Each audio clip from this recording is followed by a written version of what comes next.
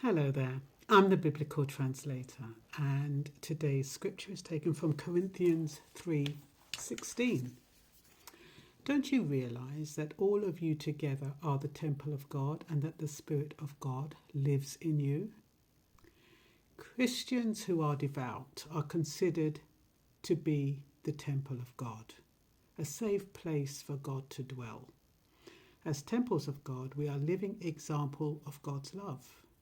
And we demonstrate that through our actions and our behavior. When God lives in us, it means God's love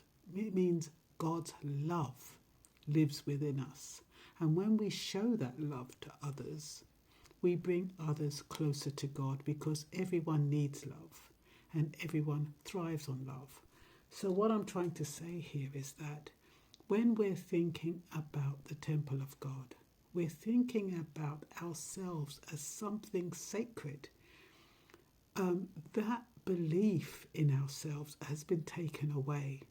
So many of us do not believe in our value and in our worth. And we do not believe that God could possibly reside in us because we have been conditioned to believe that we are less than. We have been conditioned to believe that we are not nice people, that we are inferior, that we are substandard, that we should be at the back of the line, that we should be segregated and separated and isolated and persecuted and destroyed.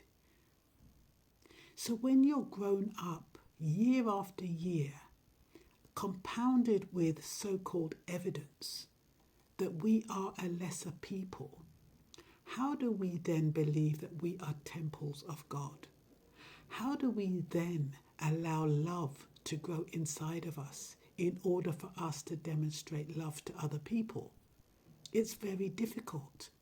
Most of us have been raised in a hurt environment where we've been damaged, assaulted, neglected, abused, and yet we are still meant to show love. We are still meant to be temples of God. Ultimately, we are all. There is good in all of us. There is divine love in all of us. But what's happened is, over the years, we've been conditioned through the media, through television, constant perpetuation of violence in films, until we've almost come immune to love. It's almost like that violence and that anger and that hatred and that mistrust has taken over and pushed love down, pushed love out. And in pushing love down and pushing love out, you're pushing God down and you're pushing God out, and you're replacing that with hate, with anger, with frustration, with resentment, with all of the things that do not enable you to love, not yourself or other people. You're more likely to believe the enemy that you are less than to believe the Bible that you are the best creation on this earth. So we have to revisit this temple. How do we create a new temple that is safe enough for God to live in, that is safe enough for love to dwell? How do we create that? We create that by reinventing ourselves, reinventing our thoughts, reinventing the image we have of ourselves, and replacing it with something that is much more positive, much more pure, much more acceptable, not only in our sight but in God's sight. When you look in the mirror in the morning, you want to be filled with love. You want to look at that image, that reflection, and say, that shows love. I see love in your eyes this morning. I see God in your eyes this morning. I see you. I see me. I see love. And as you wake up with love in your heart, it takes away all of those negative thoughts, all of those feelings of insecurity and suspicion and fear. It just eradicates all of that. And you are left with a nice, clean temple, which is safe to love, which leaves you safe to trust again. We've all been hurt. We've all been betrayed. We've all been disappointed. Life isn't easy. Life isn't a bed of roses. Life is very difficult. It's very challenging, but with each challenge, it helps us to build more resilience. And that is what this life is about. It's not about an easy ride. It's about growing stronger through all the challenges that we face and trying to face those challenges with optimism, as difficult as that may be, because without optimism, you just falter, you just give up. Some people commit suicide. Some people have mental illness. Some people simply cannot cope. So we all have a different constitution. Not everyone is going to be able to look at themselves and love themselves, especially if they've been traumatized and damaged and they're unable to seek professional help. Some people cannot create a safe place for God to live in, and neither can they create a safe place for themselves to live in. So they are constantly hurt, constantly hurting, and constantly hurting other people.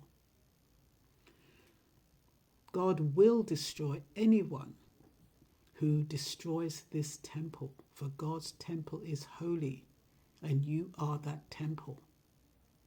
See, God doesn't want us to be destroyed by institutions and by machinations and by indoctrination and manipulation and all of these things that are around to tell us that we are not lovable and we cannot love, we must not love. They create things where you can't trust anyone. Remember the days when you had somebody knocking on your door. Oh, can I clean your windows? Can I cut your grass? What is your response nowadays? Oh, I don't trust him. I don't trust her. He might going to rob me. He might going to murder me. I can't have anybody cleaning my windows, even though it's outside. I can't have anybody cutting my grass. I don't know what they're up to. They might be looking in my house. They might be trying to steal something. That is what's happened. And especially, it's constant that we are being conditioned not to trust, not to love, not allow people to love us. This is the way the world has become. This is what it's doing to us. And we are allowing systems and people to change our trust, to cause us to be skeptical about everything. Now, there's a difference between skepticism and the spirit of discernment, because not everyone is a good person. Not everybody means you well. So yes, you have to have a spirit of discernment. You can't let everybody in and love everyone. That's not what I'm saying. You have to use your spirit of discernment. But what I am saying is that it starts from you. You are the temple of God. You have love within you, and you can demonstrate that love through your actions and your behavior, and that in turn creates an example for someone else to start building trust and start loving again and bringing people closer to God, which means we are all inherently capable of love. God will destroy systems and people that have destroyed our ability to love and be loved, or are trying to, by indoctrinating us with violence, allowing the infiltration of guns and drugs, because that's how it happens.